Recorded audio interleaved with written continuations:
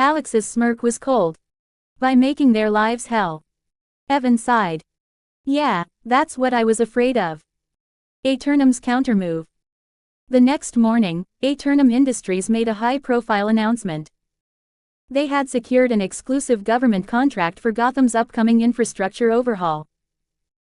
The deal was massive, hundreds of millions of dollars locked into the company's future. Aeternum had suddenly become too valuable to be targeted without raising alarms. Evan, staring at the announcement on his phone, rubbed his temples. Let me get this straight. You just made yourself a public, legally protected entity that Gotham's underground can't quietly erase, on purpose.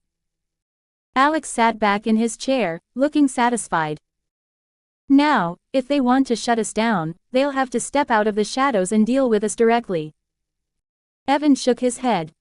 You really like poking hornets' nests, don't you? Only when the hornets are already watching me. The first retaliation. The response came sooner than expected. At 2:17 a.m., an Aeternum shipment carrying critical research materials vanished. No distress calls. No alerts. The truck just disappeared. Evan's voice came through the phone, tense. We lost a shipment. Completely off the grid. This wasn't an accident. Alex was already moving. Where was it last seen? Leaving Gotham's industrial district. Alex grabbed his coat. I'll handle it. Evan hesitated. And by handle it, you mean? Alex's eyes darkened. I mean someone's about to regret crossing me. The hunt begins. Dressed in his black combat suit, Alex moved unseen through Gotham's backstreets. No symbols. No cape. Just a ghost in the night. Using his seer abilities, he rewound time's echoes, watching distorted afterimages of the hijacking. Armed men. Military precision. They had intercepted the truck in under 60 seconds and disappeared into the maze of Gotham's industrial district. But they hadn't covered their tracks well enough. Alex followed their trail through the abandoned factories until he found what he was looking for, an old shipping warehouse on the edge of the Gotham docks. Inside, the stolen cargo was being unloaded. At least 10 men. Heavily armed. These weren't just hired thugs. This was an operation. And whoever had orchestrated it knew exactly what they were doing. The reckoning. He moved like a shadow. The first guard never saw the knife slide across his throat.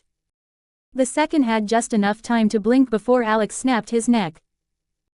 By the time the others realized something was wrong, 3 were already dead. Panic spread. They raised their weapons, too late. Alex dropped into the center of them, his movements precise and lethal. A bullet whizzed past, he twisted, dodging effortlessly. His fist struck like iron, shattering a man's ribs. Another attacker lunged. Alex grabbed his wrist and snapped it like a twig. Within 60 seconds, the room was silent. Only one man remained standing. But unlike the others, he wasn't afraid. Instead, he smirked. Didn't think you'd show up personally, he muttered, tossing his gun aside. Alex studied him. You were expecting me? The man chuckled. I was hoping. Then, he pressed a detonator. The trap. Explosions erupted around the warehouse. Flames roared, consuming crates and steel beams. The ceiling began to collapse. The surviving attacker grinned through the chaos. You think you're untouchable? Alex barely reacted.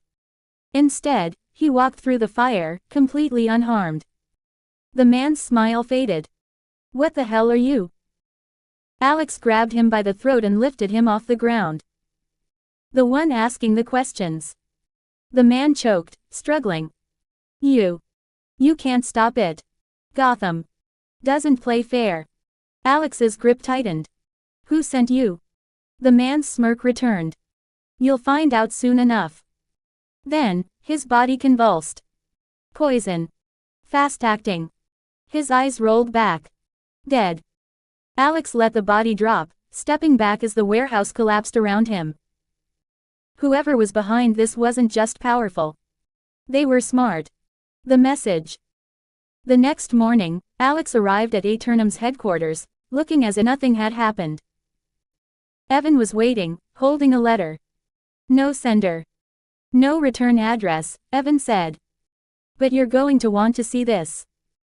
Alex took the envelope and opened it. Inside was a single playing card. A joker. And on the back, scrawled in red ink, "Welcome to Gotham." Alex's expression remained neutral, but internally, he was already reevaluating the situation. The Joker didn't play for money. He didn't play for power. He played for chaos. And now, he had set his sights on Aeternum Industries. The game had just escalated. And if Joker wanted to play, Alex would make sure he regretted it. To be continued in Chapter 31.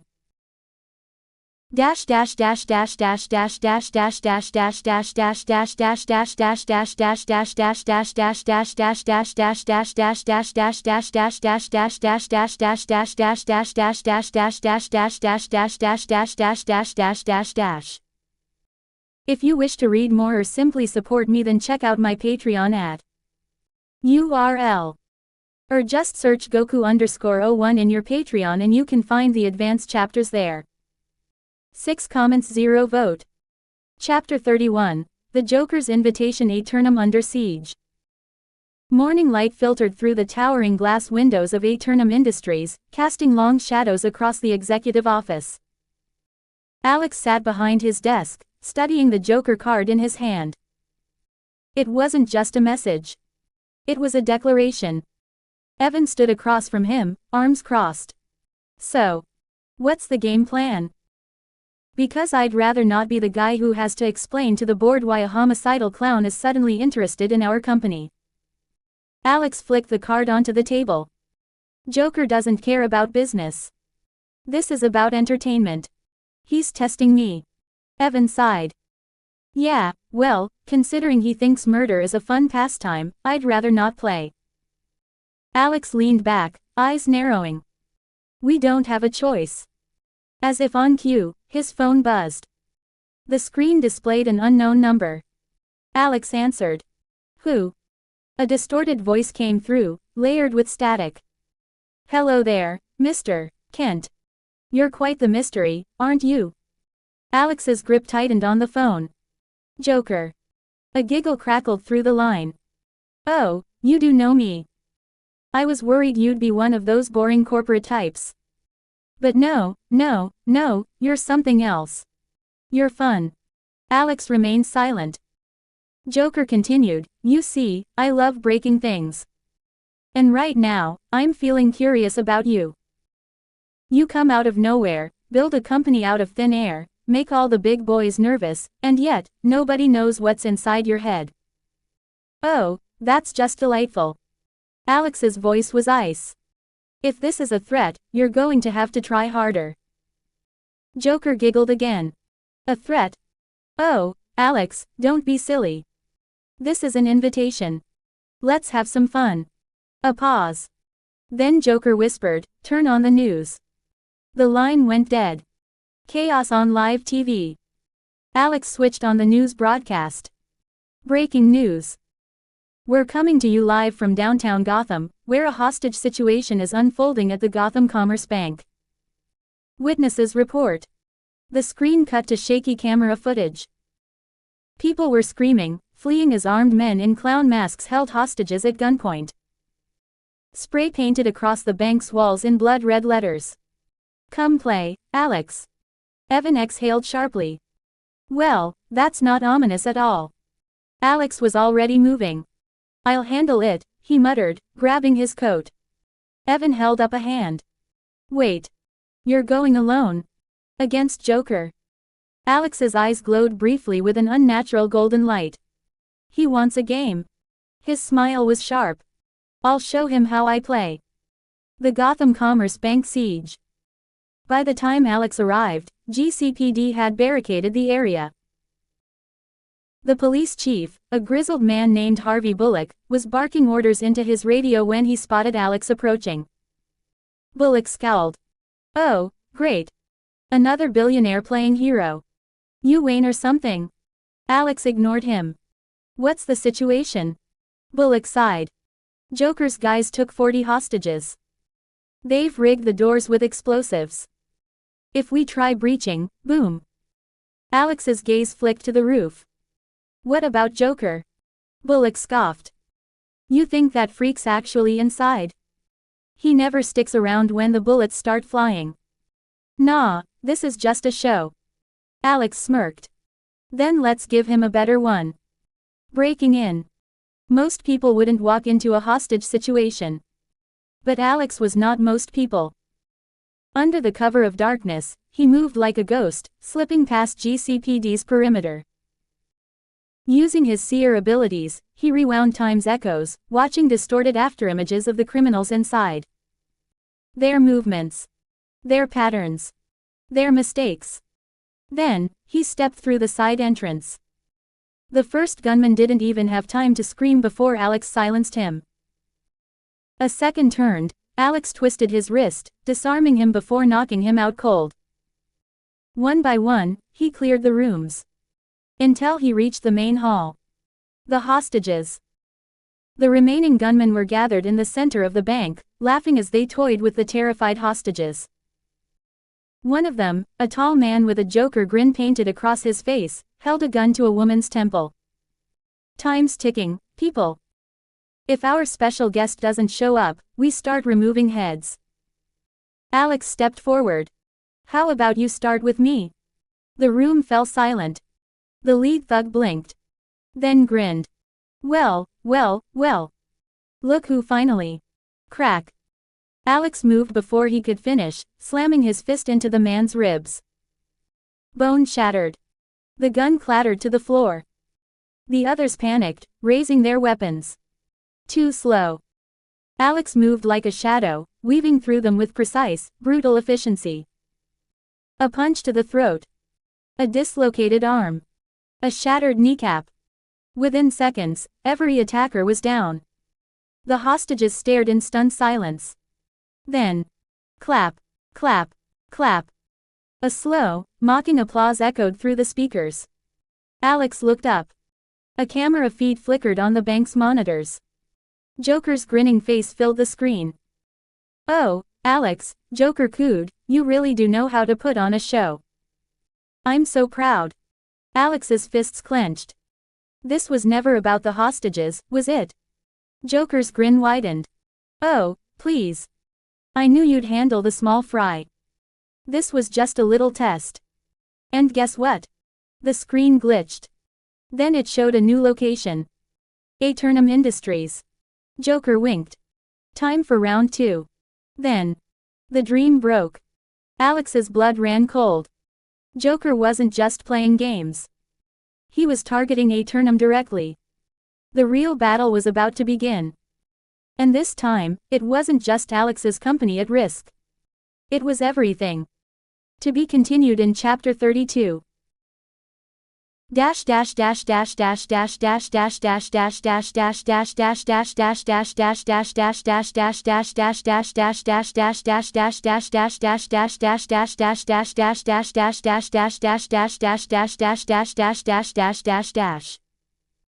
If you wish to read more or simply support me, then check out my Patreon at URL. Or just search Goku_01 in your Patreon and you can find the advanced chapters there. This is a robbery. Give me your power stones now. Cthulhu_Yogg-Sothoth creators thoughts. 5 comments 0 vote. Download the app for greater interaction. You can chat with me about my writing experience apart from the comments section. Cthulhu_Yogg-Sothoth. Download app now. Chapter 32, A Game of Shadows. Okay, so I want to say something. When I upload the chapters in the future, there might be same chapters uploaded twice, so if it happens, do tell me please so that I can fix it.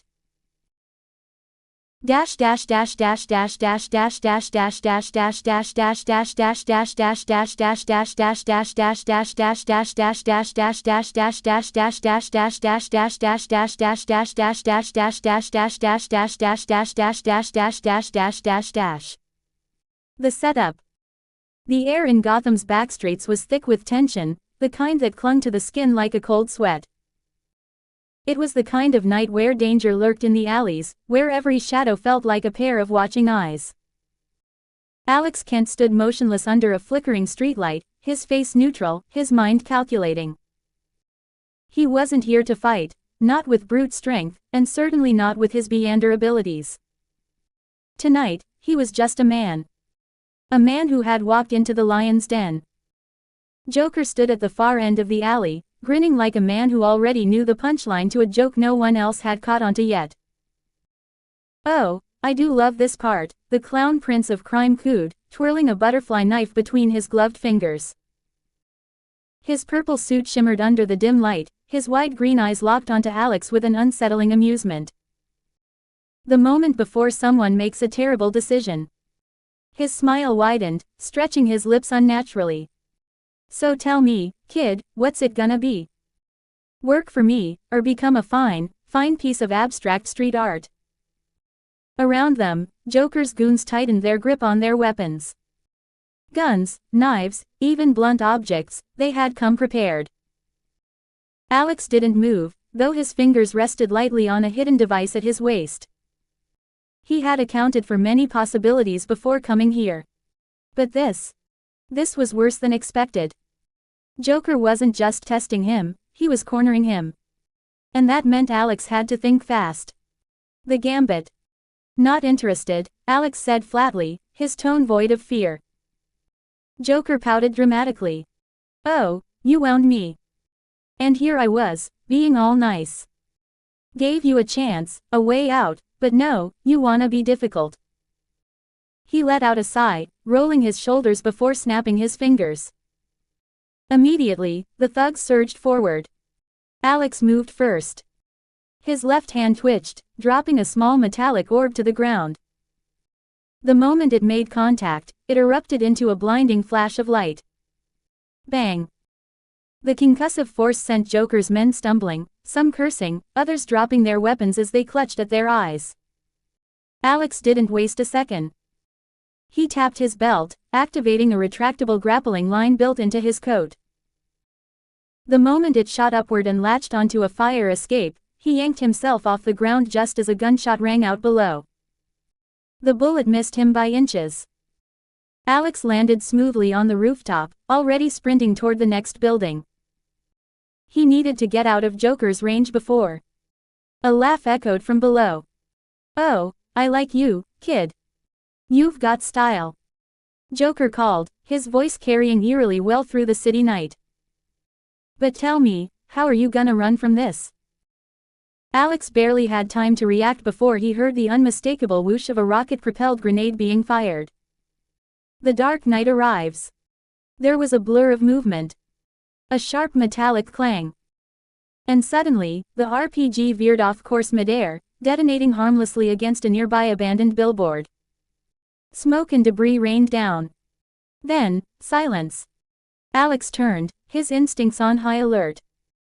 Joker's men hesitated below, their eyes darting around in confusion. Joker himself.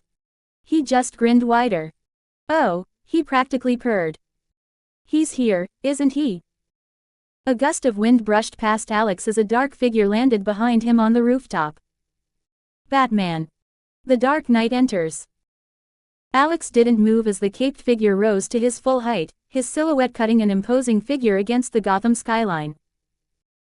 Even from behind, Alex could feel the weight of Batman's presence, the sheer intensity of his gaze, the quiet but unmistakable calculation behind it.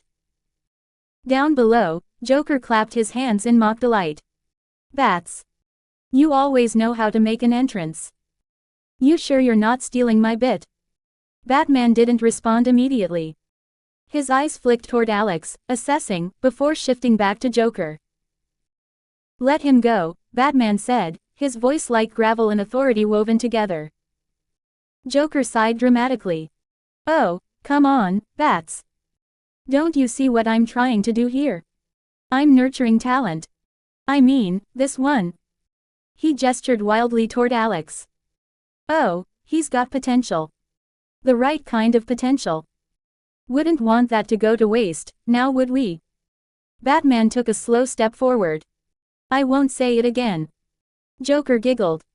"Oh,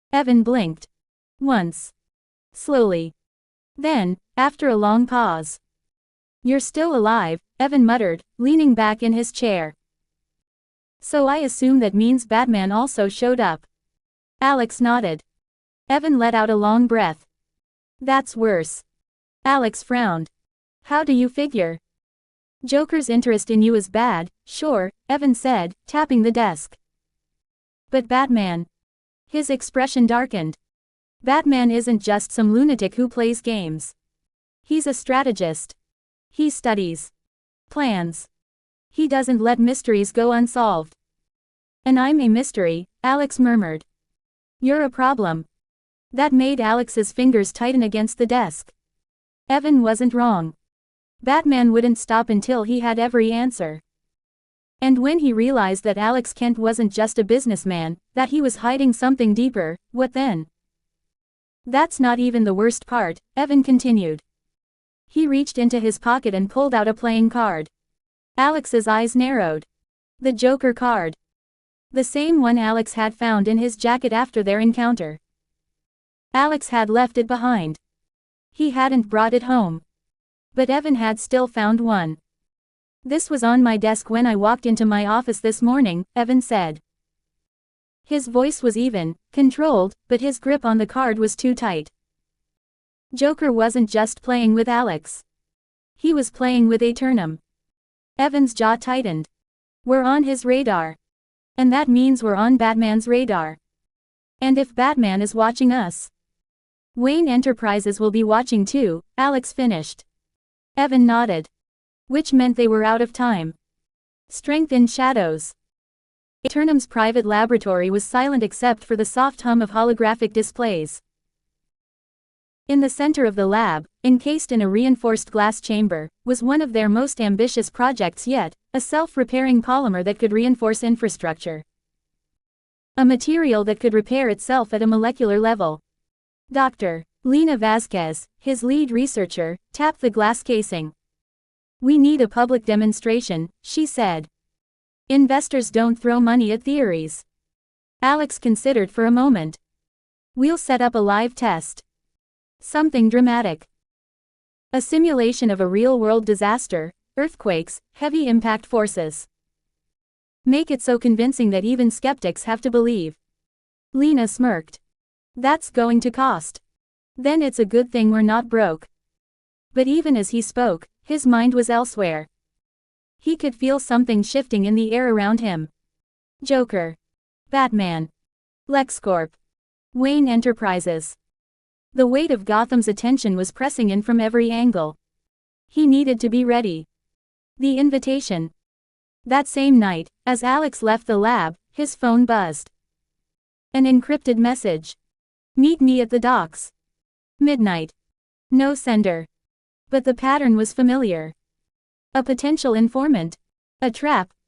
Either way, he needed to investigate. At exactly midnight, he arrived at Gotham's East Docks. The place reeked of salt, rust, and the lingering stench of crime. The air was thick with fog, rolling in from the bay like a living thing. A lone figure stood beneath a flickering street lamp, tall, wrapped in a heavy coat, face obscured. "You came," the figure rasped. Alex folded his arms. "You went through a lot of trouble to get my attention. Start talking. You're making enemies, Kent." The name sent a jolt through him, but he kept his face impassive. LexCorp isn't the only one watching. There are people in Gotham who don't like disruptions to the status quo. Alex's gaze sharpened. "Let me guess, the kind of people who operate in the shadows." The figure stepped forward, revealing a scarred face. "You're smart. But smart doesn't mean untouchable. Watch yourself. Gotham has its own rules." Alex met his gaze, unwavering. "I make my own." The man grunted, tossing a small flash drive onto the pavement. "Consider this a courtesy.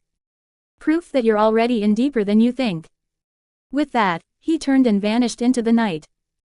Alex picked up the drive and slipped it into his pocket. Whatever was coming. It was big. And he would be ready. The warning.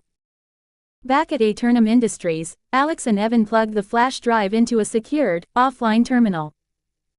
Encrypted files filled the screen, schematics, blueprints, surveillance footage. Someone had been tracking him. Images flickered, his movements in Gotham, his meetings with investors, his encounter with Joker. But it was the symbol that stopped him cold. Hidden in the metadata of one of the encrypted files. A circle with an eye in the center. Evan inhaled sharply. "This is the same symbol that was on that card," he muttered. Alex's stomach twisted, but his face remained calm. If someone knew his secret, that he wasn't just Alexander Kent, CEO of Aeternum. If they knew what he really was. Then they weren't just watching. They were coming. And he needed to be ready.